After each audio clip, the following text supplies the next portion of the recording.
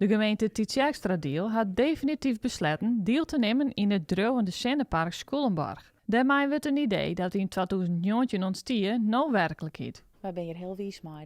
Het is een heel mooi project van de Meerskip voor de Meerskip, wat maar een heel grote groep enthousiaste mensen nou vaak al bokst is. Het project is om verschillende redenen bijzonder. Omdat het, als je naar hoeveel stappen er al maken binnen om en hindernissen zet worden moeten of en over hoepels sprongen binnen om het voorkant te krijgen, is dat al heel bijzonder. Het is ook wel technisch bijzonder, omdat het grootste zenderpark, droevende zenderpark is in Friesland en misschien wel de Boeten. Het is ook bijzonder dat het voor een groot deel in lokaal eigendom is. Of het is volledig lokaal eigendom, maar ik ben een energiecoöperatie. En het is bijzonder dat er een gemeente bij belutsen is, wat we bijna nergens joggen nog zeker net in Friesland, maar ook in de Boeten. Maar net elke nien is enthousiast. Wij vinden dat dit geen taak is voor een gemeente om te investeren in een zonnepark. En de gemeente hoeft zich net op te stellen als een energieleverancier. Maar we hebben zijn in deze unieke situatie, willen wij dit bij de Riedel lezen. En de Rie heeft er positief op reageerd.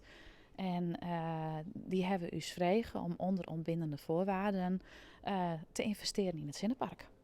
Maar wij als VVD zeggen van een no-go, het hier net matten. 6,9 miljoen euro aan belastinggeld. En het wordt nou investeerd in een zonnepark. Nou, niet goed.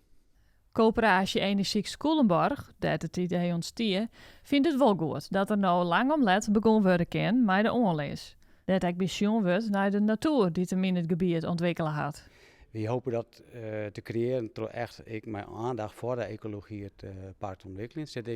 Dat zit ik al deels verankerd in de vergunning. Hè. Dus het is nice het ontwikkelen van de burger zelf. Dat er met wandelpaden, fietspaden daadwerkelijk gerecreëerd worden kan om het park heen. De ecologie daar verder ontwikkelen door bijvoorbeeld drogende rietbakken in het water te lezen. Waar toch juist weer een unieke lokale biodiversiteit ontsteken.